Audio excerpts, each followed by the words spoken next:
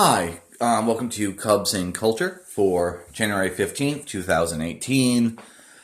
Today we're going to be discussing basically some proposals from the commissioner's office on pace of play.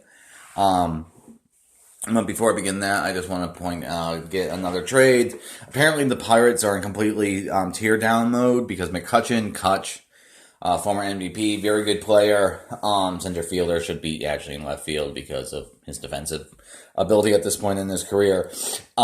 He's been traded to the Giants, so the Giants have sort of been sucking up all the franchise faces because they got Kutch. They also got Longo and they have Posey, and I wouldn't be surprised if they try to get like Sale or Stanton from the Yankees or whatever. Anyway, so to frame this, you have to realize the current commissioner of baseball has been talking about this issue for the last few years. The league they have the ability to change rules to try to increase the pace of play. So they're probably coming no matter what, and some of them are not necessarily good. Okay, so allegedly, so we know for a fact that baseball has something of a demographics problem, like a lot of things in this country, and that I don't have the numbers in front of me, but something like 50% of the fans are 55 or older. And there's this real concern that the sport is going to have a revenue problem because of lack of interest in the next couple of decades, because it gets particularly bad for the next gen or young millennials being interested in baseball. And allegedly, there is a disconnect that a lot of millennials or next gen people are complaining that the state of the sport's too slow. The thing about this is baseball has always been like the game itself is leisurely. Okay, it's never going to have the rhythm of like basketball. And so like some of this is just part and parcel. So I think trying to necessarily change the pace of play to appease people who find the game slow or too leisurely, like, yeah, okay, fine. With that being said, it is true that the length of games have increased. So way back in the day, like in the 20s and 30s and 40s, the average game was about an hour and 50 minutes. And then in the 70s, it was like an hour, 2 hours and 20 minutes. The average game today is about 3 hours, which also is the length of for a football game. Give me a moment, please.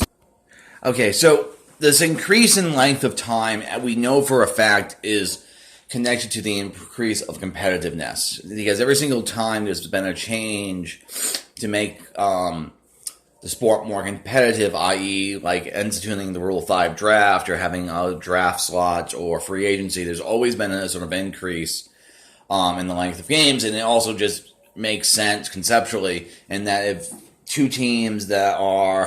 if all teams are much closer into ability, then of course you're not going to get blowouts as often, and so you're going to have so games are going to be contested longer.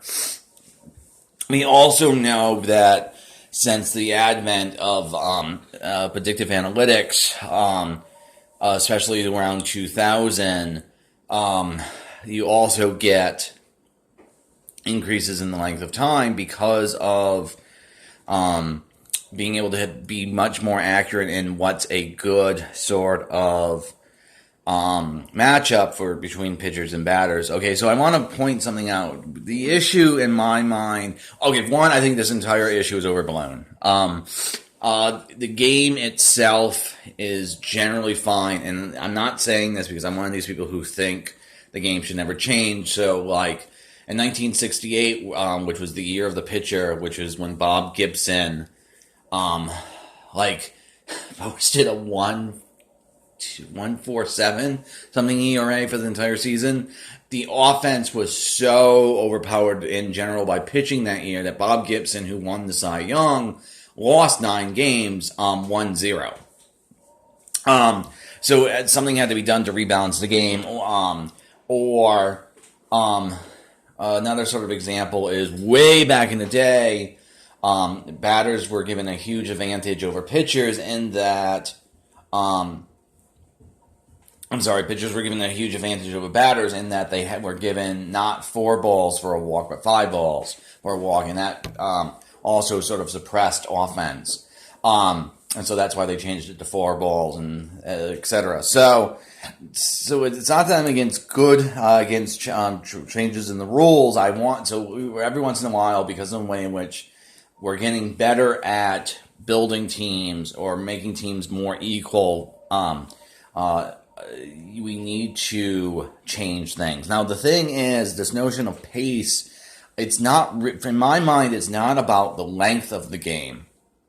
It's about the fact that because of super bullpens and the hitting style and pitching style, when you can just constantly run in one reliever every single 7th, 8th, and 9th inning, you're effectively making games 6 innings long. Because the lead is because of how strong relief pitching has become, you have changes in the last third of the game not happening as often. So this is one of the reasons why the leverage index has been getting flatter. So it's not really, in my mind, about the length of games. It's that nothing happens, and you have the proliferation. Well, generally speaking, nothing happens. You have the proliferation of the 3 true outcomes: home runs. In 2017, we had a record number of home runs, over 6,000 in the regular season.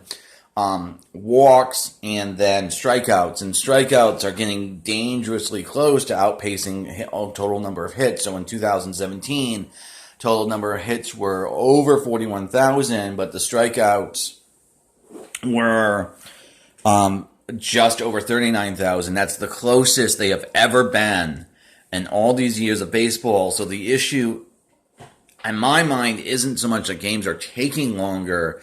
It's games are taking longer and not a lot of things are happening because of the way in which we have allowed power pitching and power hitting to proliferate. So you get the 3 true outcomes as sort of the everyone's building towards that, where in a sense that the play on the field is becoming stagnant, that we're becoming way too dependent on the home run to be generating offense. So in my mind, what we should be aiming at is not so much reducing length directly, but rebalancing it to make relief pitching more, in essence, weaker. So that you don't get these bullpens where they basically can effectively make a game 6 innings. I mean, because if we allow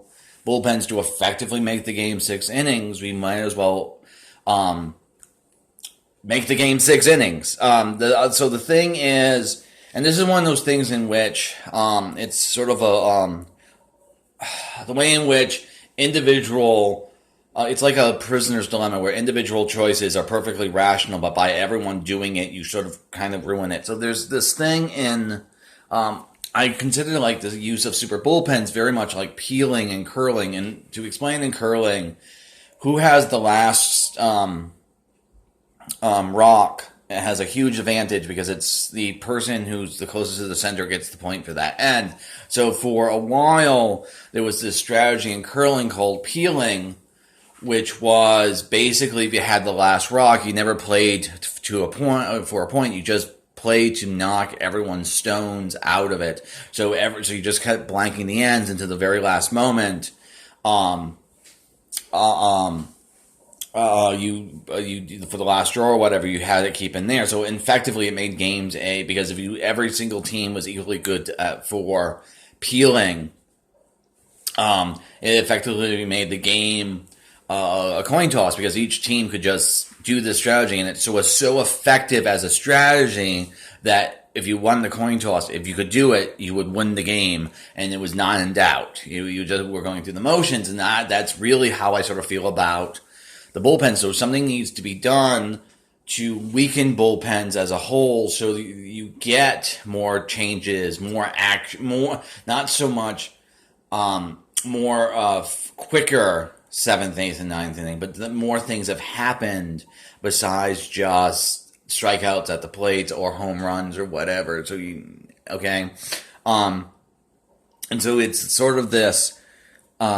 I got to say this. I really feel like the fact that this has been centered around like millennials don't like baseball because it's too slow. As a millennial, I gotta say, there's a lot of baby boomer bullshit about this entire topic, in that it really feels like the baby boomers are just picking on millennials and we don't have attention spans. And kind of fuck you on that point. But again, if we're going to talk about pace of play, I think we need to make a distinction between length and what's actually happening. Because again, Game 5 of the World Series against the Astros, it was a very, very good game, and a lot of things was happening. It was very exciting. It was also very, very long. Okay, so that's it for part 1. See you in a sec.